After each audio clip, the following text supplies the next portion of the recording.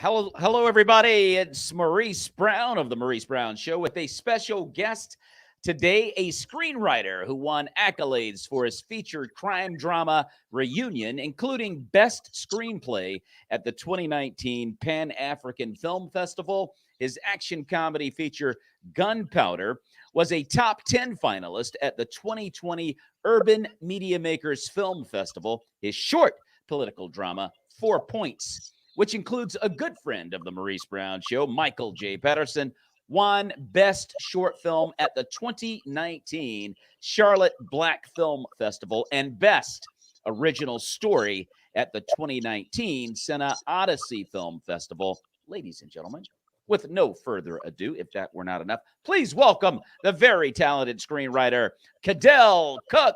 What's up, Cadell? How are you, bro?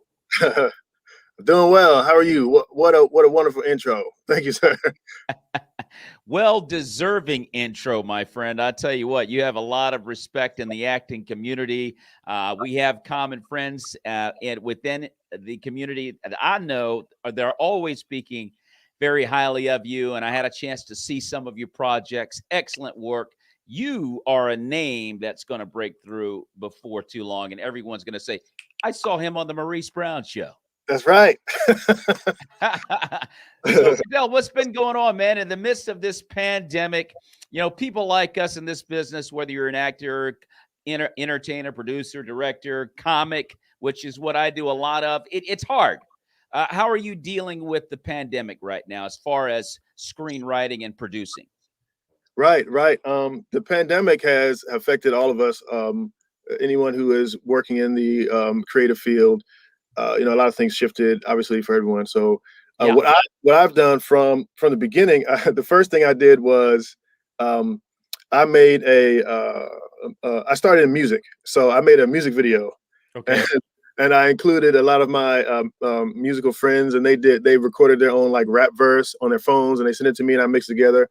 So I did that first. That's called Antibodies. So I was doing that just to sort of break them. That was before maybe the first 6 months. Okay. The pandemic, and then it kept going. So I buckled down and I started writing again. What's up, Mike? Yo, what's up, Mike? That's the homie.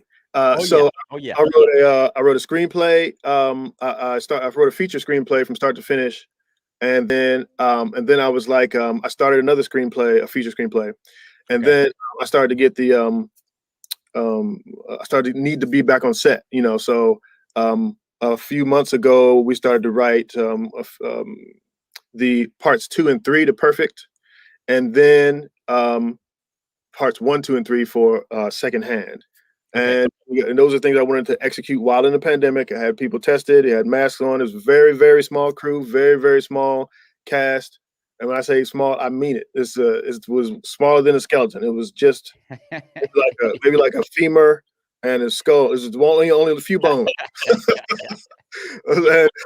So we wrote that. I wrote that so that we could execute it with very, very little people in the safest manner possible during the pandemic. So it sort of went from just sort of doing something fun to make it through the pandemic to, okay, we have to execute something. So let's change up the formula, Yes, totally understandable. It's very difficult to try to navigate through this environment right now for the acting community, but clearly you're figuring out ways to get. A lot of people are. Matter of fact, it seems like a lot of opportunities have been created that weren't there before. Would you agree with that?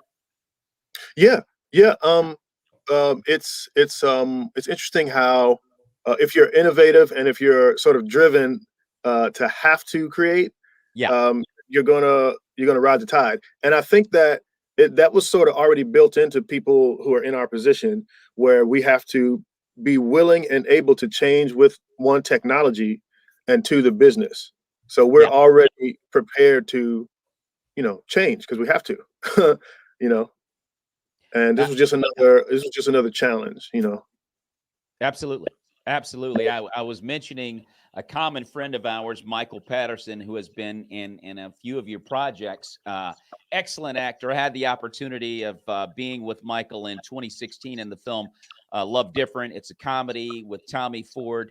And that's where I first met Mike. He's just a terrific actor, man. And I learned quite a bit from him. I was surrounded by quality actors in that film, and God blessed me with the opportunity to kind of carry a fairly unexpected heavy load in that film because I was the bad guy. But being around Mike, man, he was so helpful. Now, 4 Points is a project that you filmed with Michael in that project, and it's an excellent project. Tell us a little bit about it.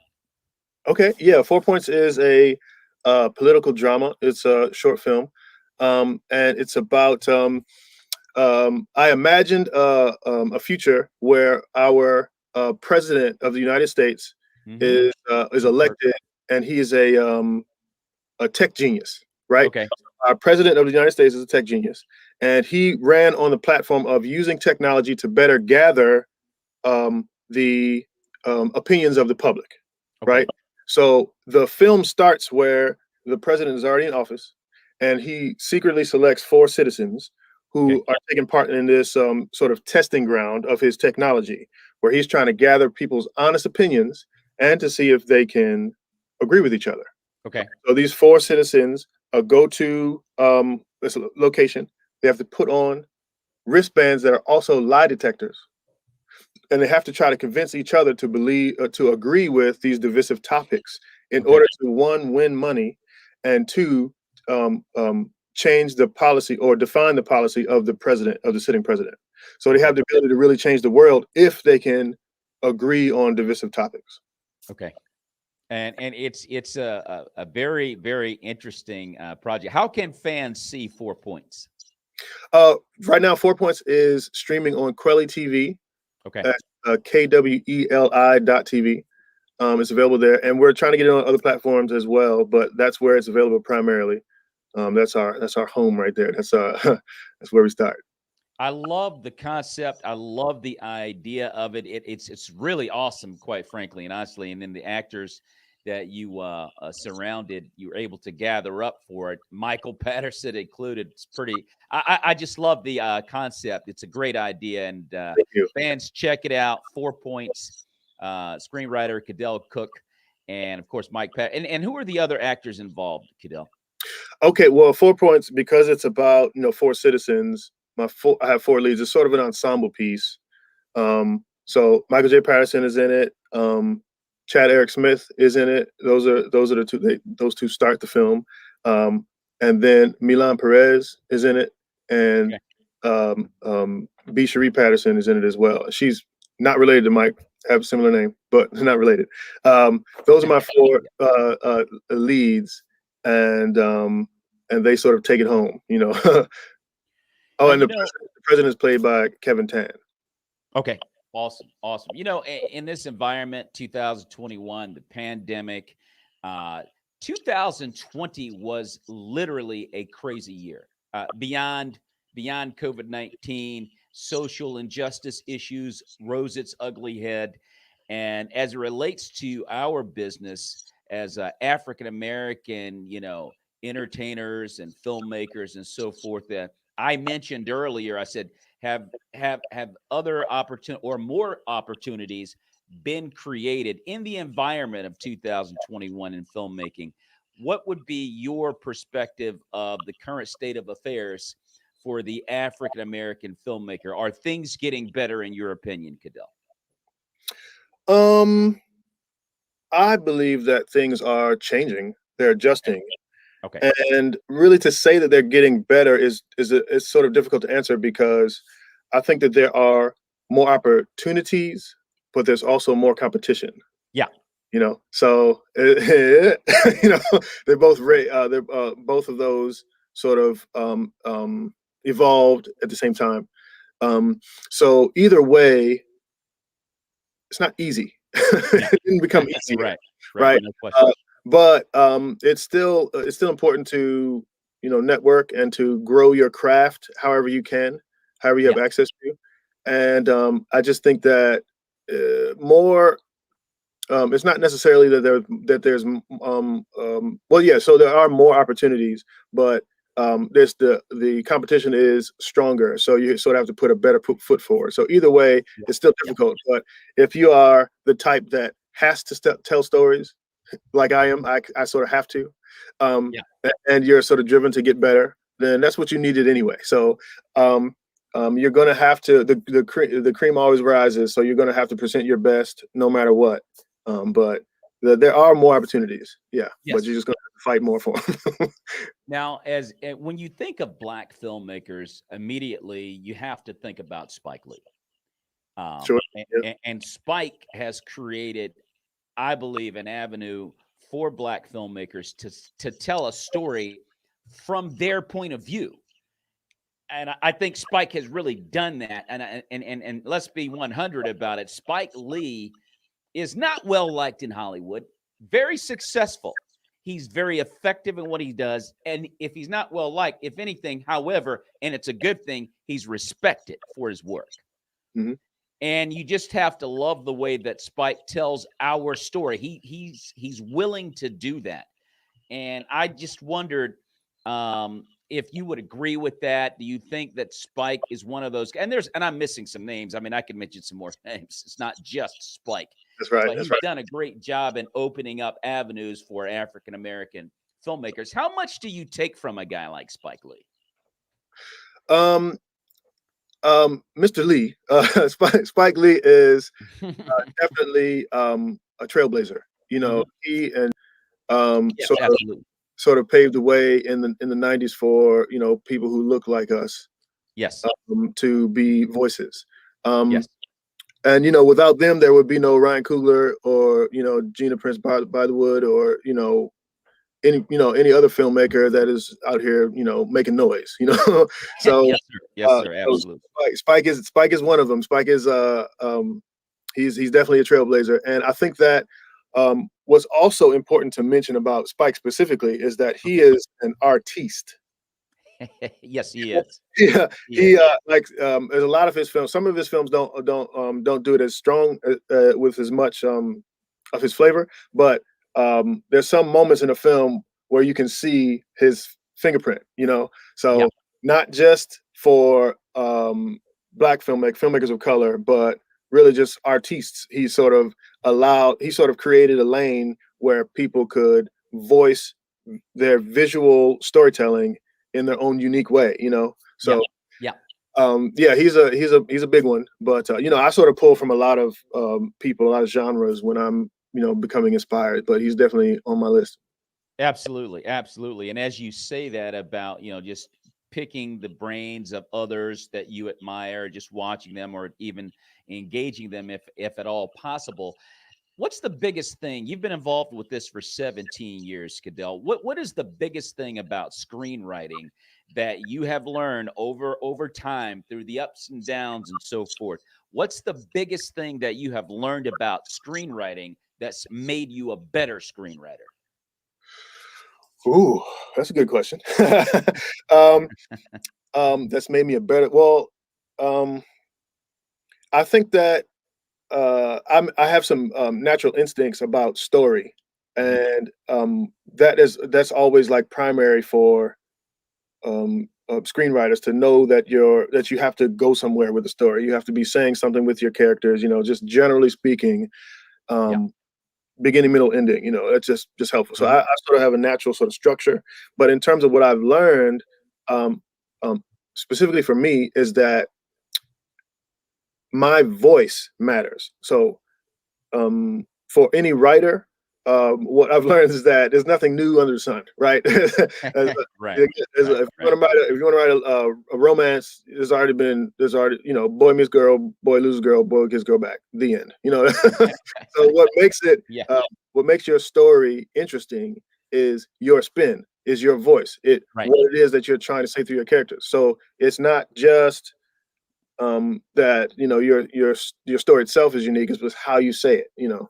So it took me a while to learn that my voice has value, and I can when I'm getting stuff edited or looked at, I got to take other people's opinions if they have more experience, but I also have to take it with a grain of salt because I have to maintain my own voice.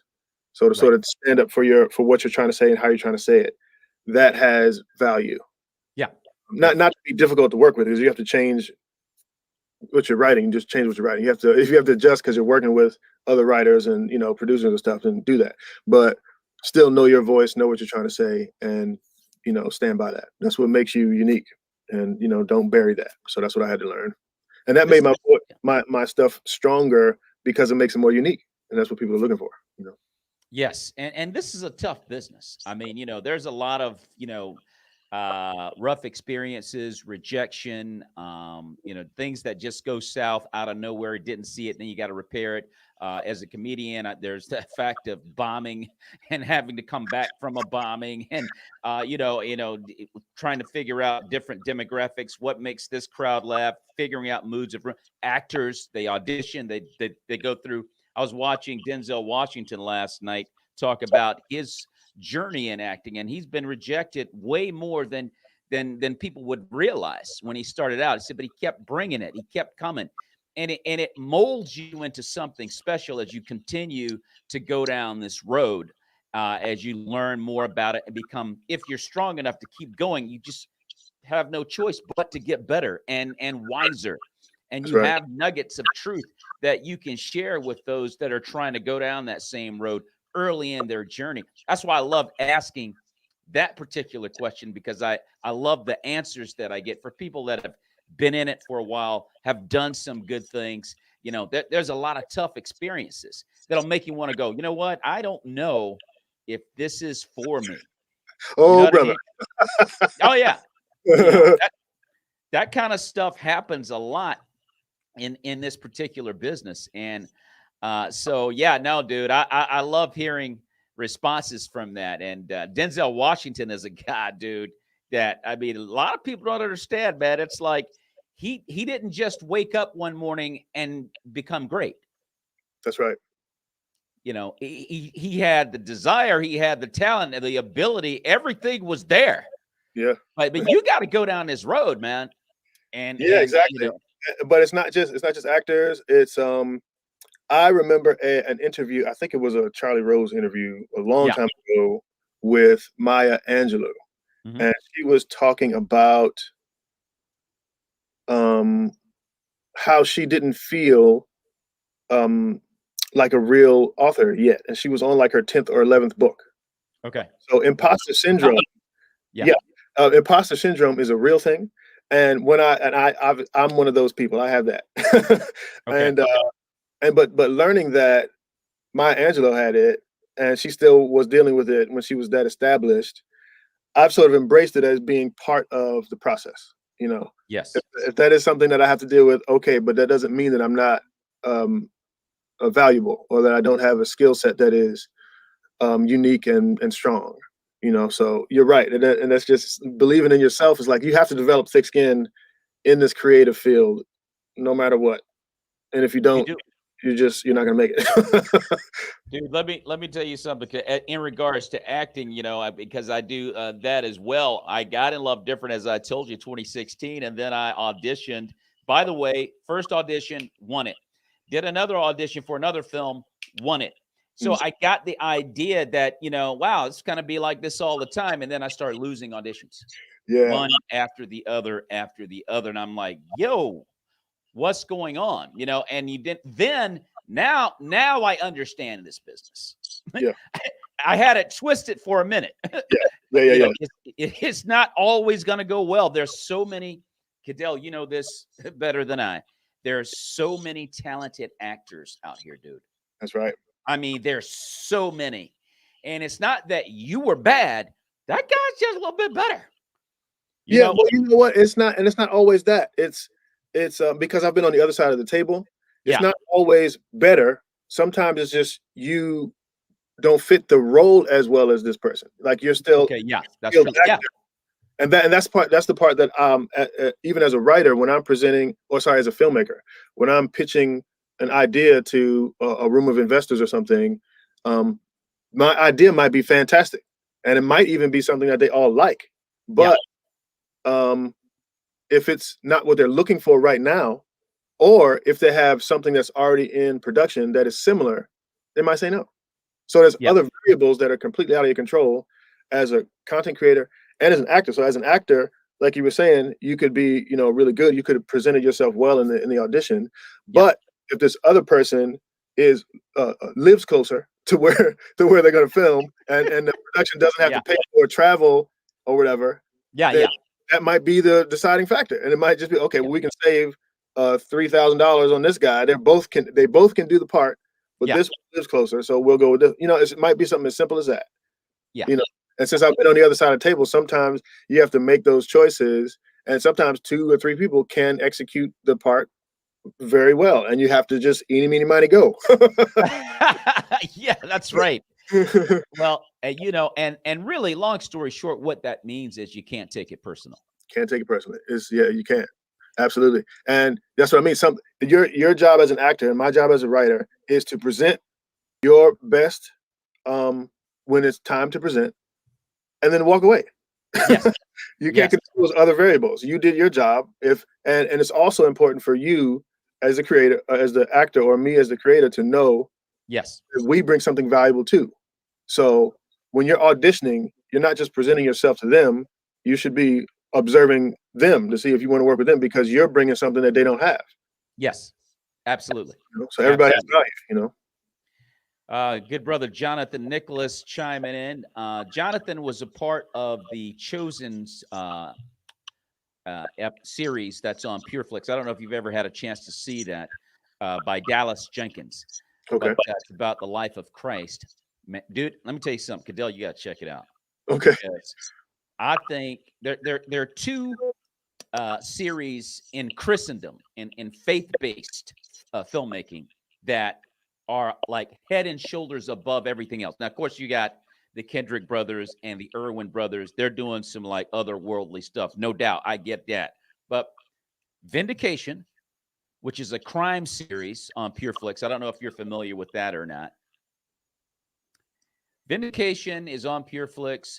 It looks like Law and Order or Blue Bloods or something like that. But man, it's so well done. It's actually a faith-based work. And then the other one is obviously The Chosen is faith-based. It's about the life of Christ, but it's done so well. You check it out if you ever get a chance, Cadell. It's absolutely tremendous stuff. Mike Patterson, talk about being in there in terms of reading the full script, but weeks later, close to production, we're going in a different direction. We'll be in touch.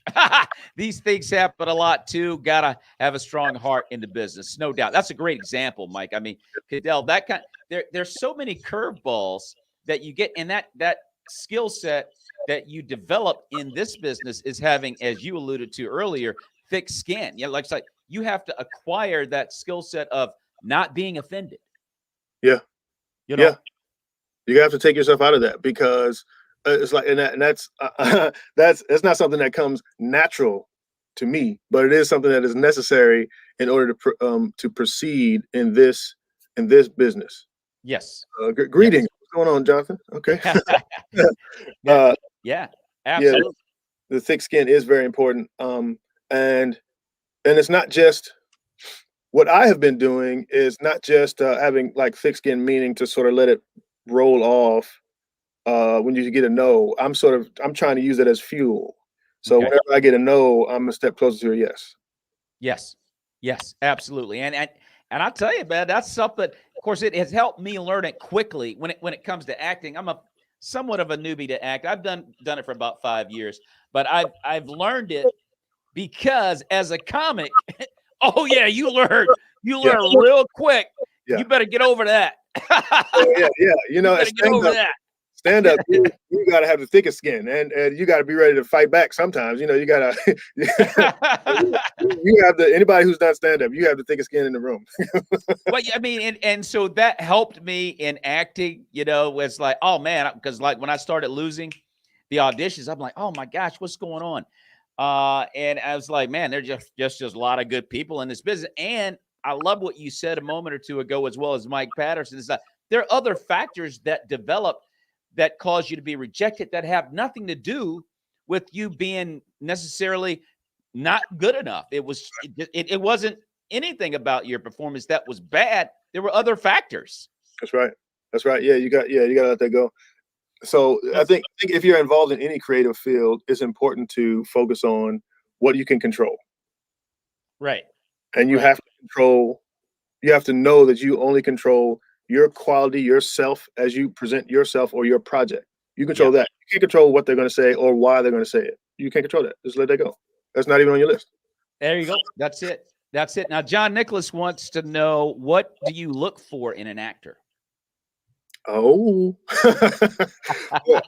what do I look for in an actor? Okay. Well, there's a few things. Obviously, if they have to, look whatever part that I'm looking for, because I do a lot of, I'm starting to do a lot of family stuff. So if you have to look like someone's brother, you got to look like someone's brother. So that's one thing. That's obvious. Yeah. But in terms of skill set and attitude, I think that it's very important for an actor to be kind. One. Two, they have to be able to take direction. Meaning, if I need for you to change the character's intention, I don't need that to be a stumbling block where you start to forget the words just because I changed your intention in the scene. You know what I mean? Right. So as an actor, you have to have those words, that you got to know your script. You got to be so off book that you can interpret the moment differently if I need you to. Because as a director, I am limited by what you can do. And if you're telling me you can only play this moment and with one flavor, that locks me in. That means I can't do what I planned on doing, because you can't use different tools that you have within you as an actor. So you have to be able to take direction. That's very important.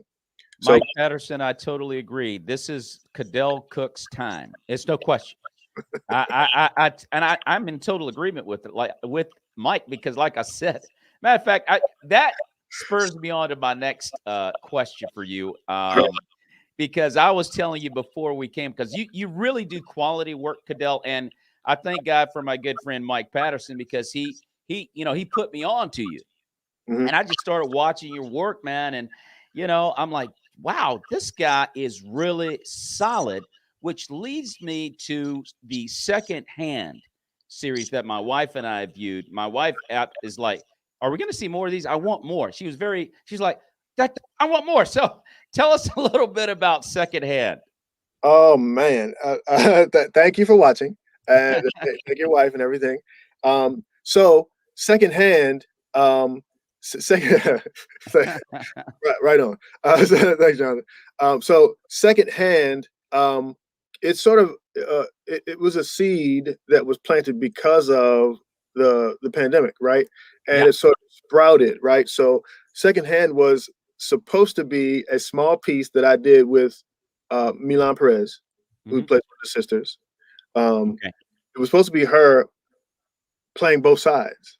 Okay. And it was just going to be a little thing that we did. Episode 1 was just going to be a small piece that we did.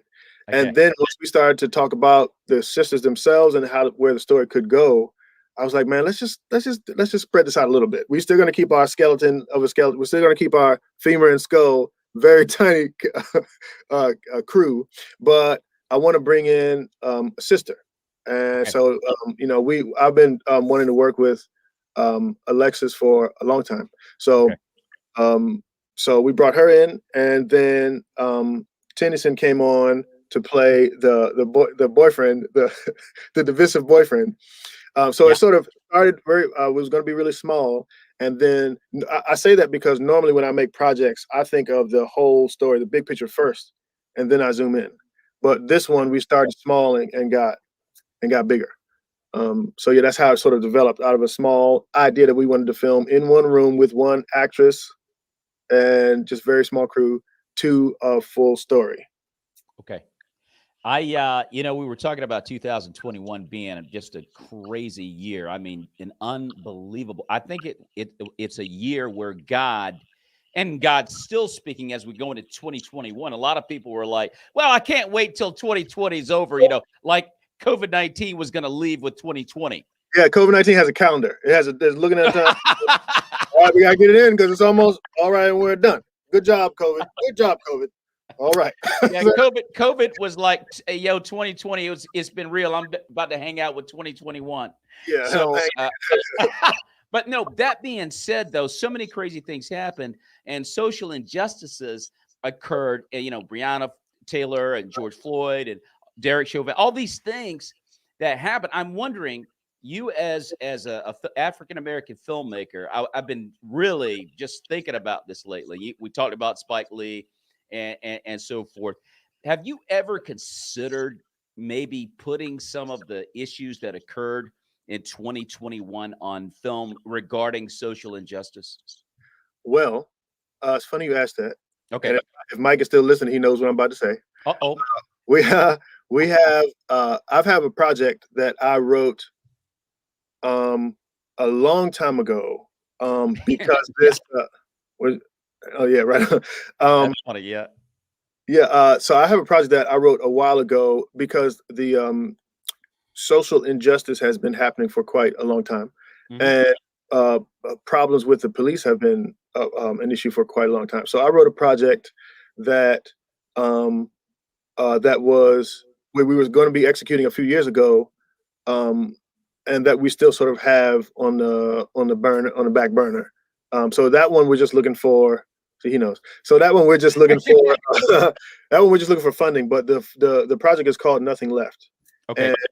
And I don't know if I should pitch it to you, but I tell you, I do take social justice into consideration with a lot of what I say. Just like in 4 Points, I have a lot of themes in that I talk about different points of view. So in the project called Nothing Left, it does take police brutality as a main theme. But what I try to do is I'm trying to present with this project, I'm trying to present points of views. Again, the same kind of thing I do with 4 Points. I'm trying to present the point of views that we're missing, the voices that we're missing, that are very important, because I'm solution oriented. And a lot of what we see on the news and in the media is about the salacious moments and the emotion of victims, and of creating villains out of the police, and that it might be as accurate as it might be or whatever it is. There's no solutions that we're driving towards. So my project Nothing Left is focused on creating an actual solution that is a different paradigm, different way of thinking, but that's what I'm pushing towards. Okay. And it takes it shows different perspectives of people who are victims and people who are on the other side equally. Yes. And I tell you, this is rich. There's rich soil right now for, in my opinion, an African American filmmaker, screenwriter to just dive into this and produce something magical. It's there. It's absolutely there, and talented guys like yourself, I mean, definitely could tackle this and bring out the beauty in it, the truth in it, some solutions. I love what you said about trying to bring a solution, throwing a solution out there for the world to, just look at, and consider. That's for right. your consideration. It's there. And a guy like Spike Lee, you go back to Do the Right Thing. Isn't it interesting, Cadell, that Spike Lee, his movie was prophetic in what's happening right now? See, so Do the Right Thing. What I struggled, and I feel like Spike Lee must struggle with this as well. Okay. I saw him at the at the Martha's Vineyard Film Festival in 2019. He was presenting pieces about his about the music that he uses in his projects. So I feel like he might feel the same way. Do the Right Thing is still valid. Yeah. But it really shouldn't be by now. This problem that he addressed is still the same problem. Yes. And we should have progressed a bit. Maybe the problem should have adjusted a bit, or maybe there should have been some rules that have changed and we still need more tweaking. That's where I think he would have hoped we would be, but we're still dealing with the same issue. Unfortunately, yes. I mean, it is. It's like it's still just as prevalent, and it shouldn't be, to be honest. We should have done. I totally agree. It's a shame that it's still, and Yeah. that's why I say it's kind of prophetic in a negative way that, what happened to Radio Raheem and Do the Right Thing. It's like, yo, this thing like just happened last week. This thing Yeah. happened 3 months ago, and it's like over and over and over again. Even going back to Rodney King, because Do the Right Thing came out before the Rodney King incident. Yeah. And see, and look, what Spike was doing was he was telling his voice was important. That's what I was saying about your voice. Yeah. And he was speaking from his own experience, because just because we meaning mass America or mass media, there weren't many stories about it. It was still happening. This problem is not new. No, it's not. The public or people of color have had issues with the police since the police existed. Yes. You see, it's from the foundation. The foundation of policing has been racially motivated. 100%. So it's not a new thing. It's just that we have more cameras now. That's the only difference. That's the only difference. Yeah. And I have a piece. Now, you mentioned social stuff. I have a piece on my YouTube called "Long Live the Locals." I'm also a prose writer, so I have a short story that I put to imagery. So I deal specifically with through the theme of "Long Live the Locals." I deal with that issue specifically of how we allow the media to make us feel like a problem goes away, but really it's just not being talked about. Correct. 100%. And these cameras right now, that's the only thing that's actually making it an idea that you can put on the table and try to figure out, like, how do we solve this problem? But as you accurately stated, this problem has been going on for a very, very long time. And so I don't want to say too little too late, but I got to ask you this too, as an African-American male. Have you ever had a negative experience yourself that you're willing to talk about with law enforcement? I have not. Okay. I have been able to avoid that, mostly because I'm a homebody. Okay. I don't go outside much. so a lot of stuff happens when at least in my area, when there's like a New Year's or 4th of July or something, where police are trying to catch people who might be causing trouble, whatever it is. But I'm just a homebody, so I'm not really out as much as others. That's the only reason. Yes. Well, amen. Praise the Lord. I'm glad to hear that you've not had that. That's very good. It's one of those things that, happens invariably to, I know myself personally, when I was in my 20s, I was definitely not a homebody. So I had a few experiences, but I mean, it is what it is. It's an unfortunate thing. But as a filmmaker and a screenwriter, I'm so glad to know, Cadell, that this is something that you are actually going to tackle, dude, because I think it needs to be brought out on screen and it needs to be done well. A guy like a Spike Lee, I'm looking for a guy like Spike to maybe be working on something like that. But I just think there's fertile ground right now for that subject by filmmakers to be tackled. I mean, like, a marvelous work can be created if someone's really willing to dive in there and get into that subject. I'm with you, as man. I mentioned that, as a screenwriter, we talked about the ups and downs and so forth. I got to ask you this. Have you ever had a moment, Cadell, during your 17 years where you're like, you know what, it's a crossroads experience now, and you're like, you know what, I don't know if I want to keep doing this? Have you ever had that experience? I've had that experience once or twice a day. So, because of just how I'm wired, I have to sort of check myself all the time, because this is very difficult it's difficult to complete a project when it has to do with making film, because I started as a writer. I started I wrote a book, and I wrote short stories first. Okay. So when you're a writer like that, you can do most of the work on your own, right? Sure. And the money that it takes is much lower. So you have to do research, and you have to get the book edited, maybe get a cover. That's it, right? But when it comes to making a film, it's like astronomically greater in terms of finance and how many people are involved in order to make a professional product. Yeah. Right. So because so many moving parts are involved in filmmaking, there's just a lot that's out of your control. So that makes it difficult. And because again, I like to focus on what I can control. And since there's so much that's out of my control, it is disheartening. So I have to remind myself of why I'm doing what I'm doing daily. And it's not just it's not just a I have a very strong why. Okay. So that I have to remind myself of my why daily, and then I get back to it. You have another project that I like that answer. I love asking that question too, because I get so many varying responses that are quite intriguing. It's like because I've never heard that one.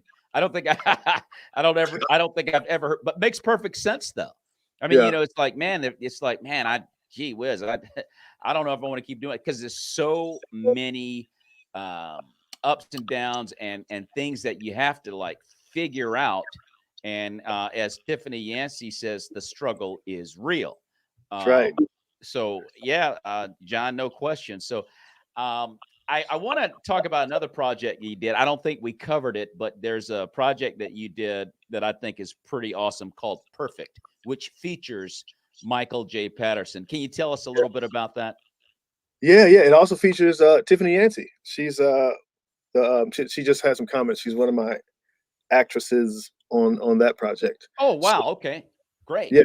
So Perfect is that's another project that started as a small seed and just became larger than life. So we filmed episode 1 in February of 2020. January. So that was right before pandemic hit. Right. And it was going to be a standalone piece. I wrote that as episode 1. I wrote that as 2 monologues. Okay. And I created a scene out of the monologue. So if you watch the first episode, the way that the father has a moment and then the son has a moment, it was written as 2 monologues, and I made a scene out of it. Got it. Yeah, it's great. A great scene. Great scene. Thank you.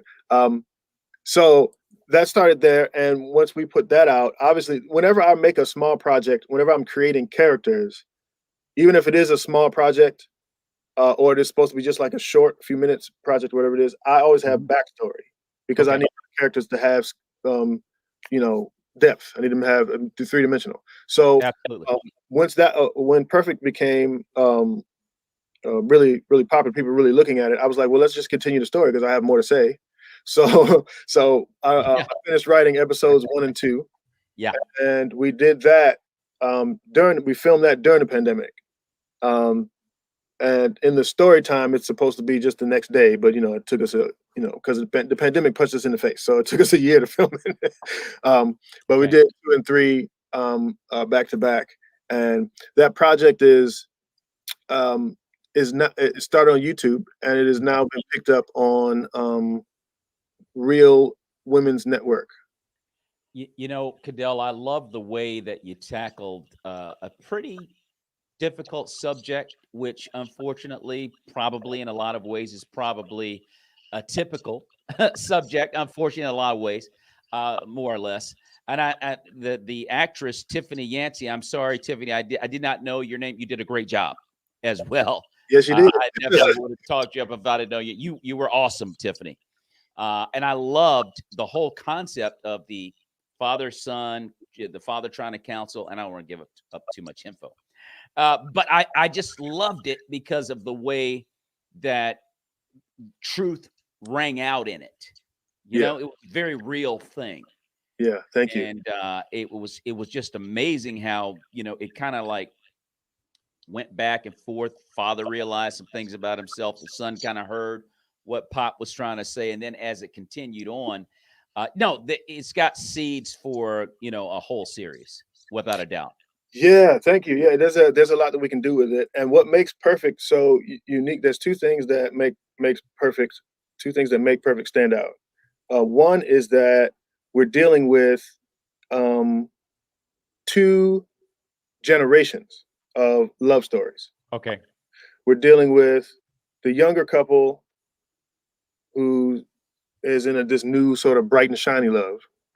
And we're dealing with the older couple that are trying to reestablish or reignite the flame, but also deal with the difficulties of their previous relationship. Okay. Yeah. Yeah. So, and I'm exploring the parallels between the two. I'm exploring the new love and his old love. His new love, his old and dusty, crusty love, and how they both have their own sort of difficulties that parallel. And so that was unique there. And it also anchors on a functional relationship between father and son. Okay. And that is, in my opinion, hasn't really been seen in this environment, especially with Black families. Yes. The most popular Black family show, I think even right now, maybe earlier, but is Blackish. And that's I love it. I love Blackish. I love that show. I love that show, but Dre and his son don't have the best relationship. Well, you know what kind of offsets the unfortunate truth of their situation is the comedy. You gotta go, all right, you laugh hard enough or you kind of dismiss it. However, you're right, Cadell. I mean, you don't want those kind of things to be, presented, to really be at all, because that's the perception of us. Yeah. So and I think that it's important to acknowledge that we need different voices around the world. We need different voices about truth and but Blackish is very important because of what it has said for the truth of that moment.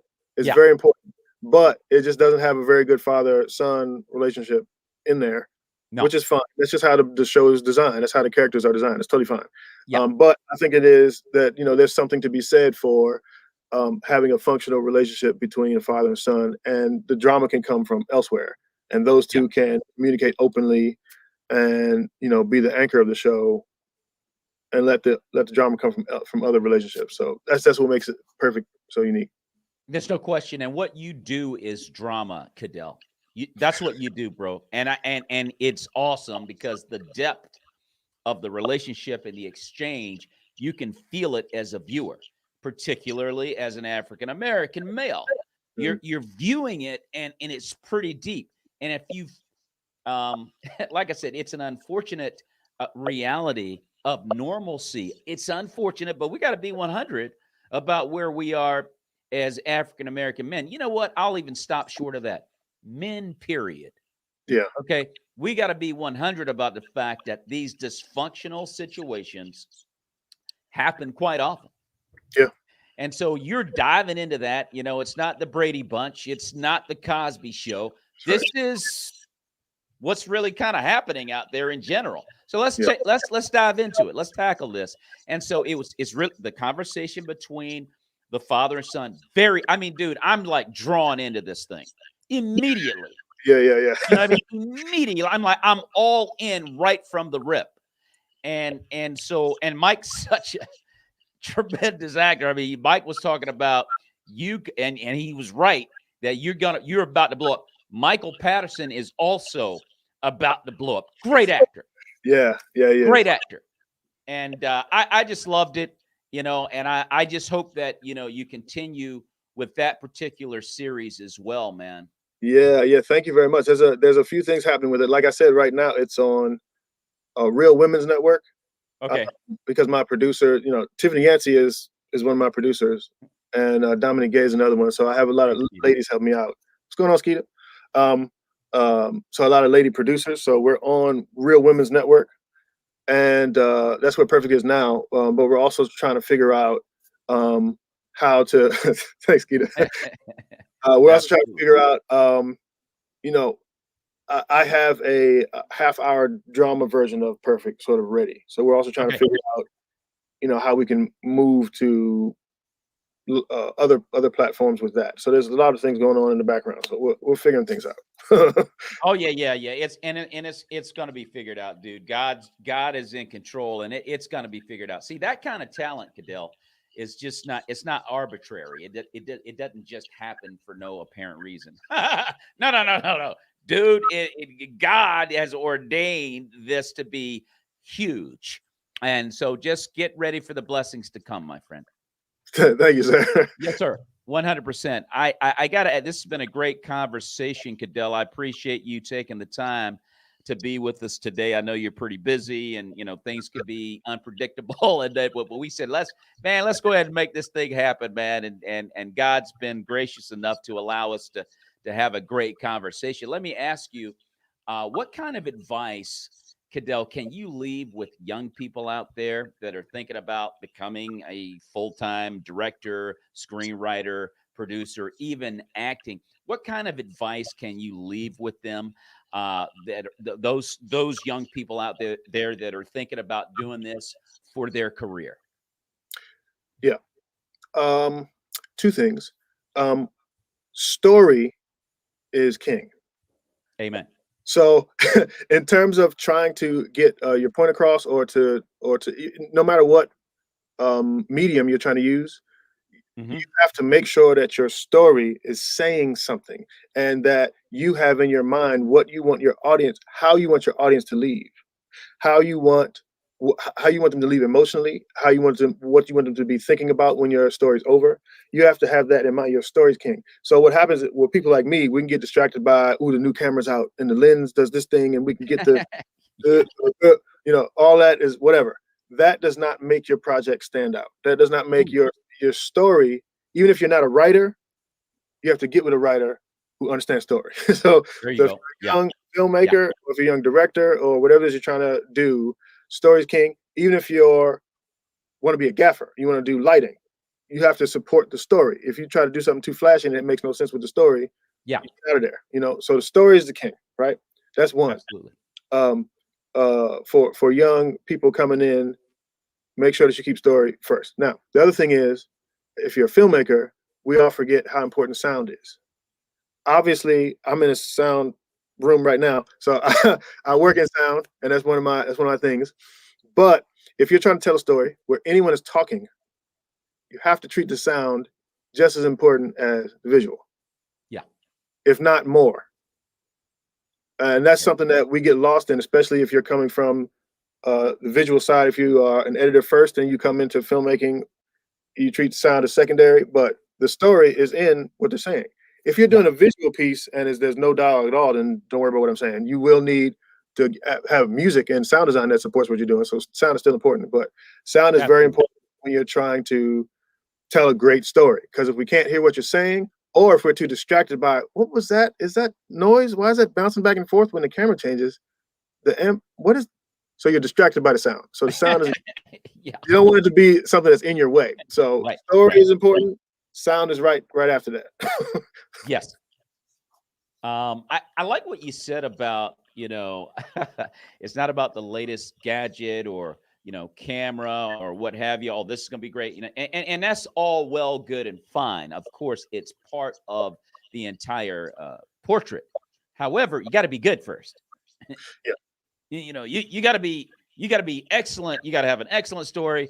What it is, your skills have to be MJ like, more or less. I'm just being a little facetious, but you got to be good at what you do. Yeah. I've been trying to do a comedy special for the past, 5 years. And I've had a lot of opportunities where something went wrong and I wasn't able to get it done, whether it was audio or video. Well, something went just south. Yeah. And I'm like, God, what is going on? I keep producing these really good shows and I didn't understand it. And then all of a sudden someone shared with me the other day, it's like, because now, Cadell, I'm at the point now where it's like, okay, I actually legitimately have the goods to do a special. Like I've amassed enough jokes where I'm fully confident I could nail it. Right. Okay. But if I look back during this time, I didn't really believe that. I was just hoping that and matter of fact, it wouldn't have been the kind of product. Oh, that looks great, but you're not that funny. You see, exactly. It's just useless. You got to have the goods first. Exactly. So now I'm at the point, and keep me in prayer. Now God's blessed me with the ability now to do a special at my church with the cameras, the whole 9 yards, to grab everything. No, and it's just going to be me. It's like, this is going to be my special. So this has been I've been doing this for 10 years, and God's finally like telling me, okay, I'm going to let you do it now because you're ready. But you don't want to be on quality video if you're not ready. If you're not funny. Yeah. You know what I mean? If you're not funny, who cares how good it looks? Who cares if it's 4K, shiny lights? Yeah, it's irrelevant. It's relevant. And on the other side of it, even especially in today's world of YouTube, Instagram, all the lower quality stuff that's shot on phones and stuff like that. Yeah. What's up? How you Angela? Yeah, man. We get Angela. We're gonna try to get you some information about Mr. Cook. Yeah, I'll let you know. So as I was saying, on the other side of things, if you're funny, you can film yourself on your phone and make a whole career out of that. Yeah, you can. Absolutely. You can make a whole career. Not even moving up or using it as an example of your skill set and moving up. You can just stay on Instagram and make a career. It's very possible. So the quality of the imagery is nowhere near as important as what you're saying. Right. You know? Exactly. So I totally agree with that. You have to, and I've been told that before as well. You could take like an iPhone, you can make magic out of an iPhone. I would think that you would have to be able to know how to use it a little bit, but no, I've had that said to me as well. For some reason, dude, I'm a stand-up purist. I'm gonna say this real quick, just to piggyback on what you said, real quick. You have Instagram and YouTube comics that are killing it, right? Mm-hmm. What happens is when the clubs hire these, and they got zillions of followers. That's why they hire them to become headline, right? So they get to the club and the headline is like, yeah, but you're not a stand-up comic. Right. So a skit, if you're doing skits, it's different than stand-up. It's a different medium. So the people come out and they want to see the stuff that you did on YouTube or Instagram. I mean, they pack the place out, but then you're not that funny. And that's happened a few times too. So there's a little bit of difference in that. It's like, not that all of them are not. There's some that are really funny and they can go to do stand-up, but they're just two different genres. Yeah. And look at this. I'm an old head. I mean, I'm a purist, and I kind of want to do it the old man's way, or the old way, as it were. I can't keep up with these young bucks in the YouTube and the Instagram, but no, that there's plenty of money in that game. You're right. Yeah. It's its own thing. It's its own medium. And I don't. You do have a good point in that. Just because it's very hard to become popular on Instagram. Let's say that for real. So either way, it's difficult to do whatever you're doing. But skit comedy is not the same as stand-up. So you can be good at skit, but you also have to get good at stand-up. It's a different thing. If you want to do that, it's just different. Let me share this with you real quick, Cadell. And then we're really going to get out of here, dude. This has been a great conversation. But Key and Peele, from the Comedy Central shows back in the day, they were. I'm sure you're aware of Key and Peele. Yeah, absolutely. They were invited to do a stand-up show out in L.A. at a 15,000 seater Coliseum, and they were all stand-ups, right? And I don't know if you're familiar with Ari Spears or not. Yeah. But Ari Spears is out there killing, doing his thing, right? And so he's coming off next act, Key and Peele, and he looked at them and he was like, "Yo, y'all are going out there together? Yeah. Good luck." Right? So, man, they go out there, dude. And I think it was Michael Keegan Key. I think he's the other one. And he said, it didn't take this is Key and Peele. Yeah. Like, everybody loves Key and Peele. Mm-hmm. He said, dude, it didn't take 20 seconds before a whole section of a 300 to 500 started booing them. Boo, boo, right? And said they were supposed to do 20 minutes. He said they got, after about 9 minutes, man, they got out of that joint. So I share that story to say there is a difference between stand-up and skit comedy. Yeah. You know, it's like when people come out to see you do stand-up, they can smell a mile away whether or not you know what you're doing. and so that story really rocked my world, dude, because I'm like, yeah, I mean, people, they know. And so I just thought that was an amazing story. Yeah, it's its own thing. And it's own thing. If you can do it, then do it. But if you can't, get ready to do it. But there's no other way to get better at stand-up than to do it, though. So you're supposed to bomb until you're good, you know? Oh, yeah. Yeah. Well, no, they were just out of their lane. Yeah. Like, they're great skit comics. I mean, both of them. And matter of fact, Peele is a great screenwriter and filmmaker now. Yeah, Jordan Peele is doing his own thing. He's got monkeypox. He's a force to be reckoned with. Yeah. Oh my gosh, absolutely. And Cadell Cook's next. Here I come. Hey, Cadell, how can fans follow you on social media or by website? Well, my website is rcadellcook.com, and my YouTube page is rcadellcook.com, and my Instagram is rcadellcook.com. I mean, well, not .com, just Cadell Cook. Okay. But yeah, my YouTube is just Cadell Cook. So it's my name. Look me up.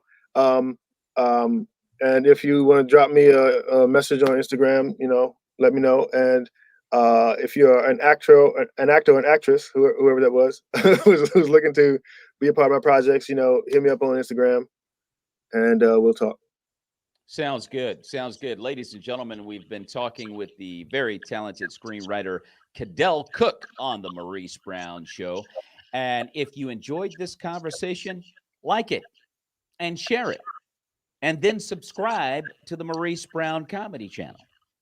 Do you have a YouTube channel, Cadell? Yeah, Cadell Cook. Subscribe. Subscribe.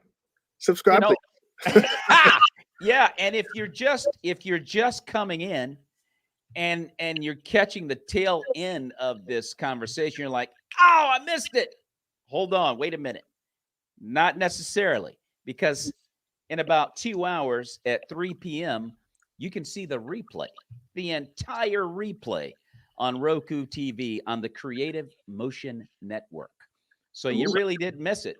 Check it out if you caught the tail end, because you're going to love this interview, and you're going to learn a lot about Cadell Cook, screenwriter. Got some awesome projects. Shakara Tuck says, I'm going to be on a project already speaking it. There you go. Shakara, you got to speak it, Shakara. She's a friend. She's a friend of the family. Yeah. Hey, yo, June, thanks so much for the compliment. I only hook up with good people, June. You know that. If you're on the Maurice Brown Show, you quality. Those are the only people I rock with, quality people. And Cadell is dead. Thanks, June. God bless you. June Von Colson, also a comedian. She's very funny, very talented, and she's about to do a comedy special here real soon. I won't talk too much about it, June. Very funny. She's got some big things coming her way. Yes, but no, thanks again. Oh, go ahead, Cadell. Sorry, I should also, make sure that I say that Perfect is on realwomensnetwork.com, and 4 Points is on Quelly TV. Just as a reminder, if you want to go check out that, yeah. And if you like reading, I have my book that I talked about earlier is called Weepers. Ta-da! It's called Weepers. It's a sci-fi supernatural book, and that's on Amazon. So look me up. Now, Julia, I'm located right outside D.C. in Northern Virginia. And Cadell, where are you based? I'm also in Maryland, so we're close. Very close. Right next to D.C. Very close. Yeah, John, you've been on the show, dude. He's a comedian, too. He loves to joke around, Cadell. But he has been on the show. But once again, great conversation with Cadell Cook, screenwriter. Yeah, like you said, 4 Points, perfect. Secondhand series. Secondhand is on what network? One more time. Secondhand is still on YouTube. So if you go to my YouTube channel, you'll see Secondhand. And Perfect is on Real Women's Network.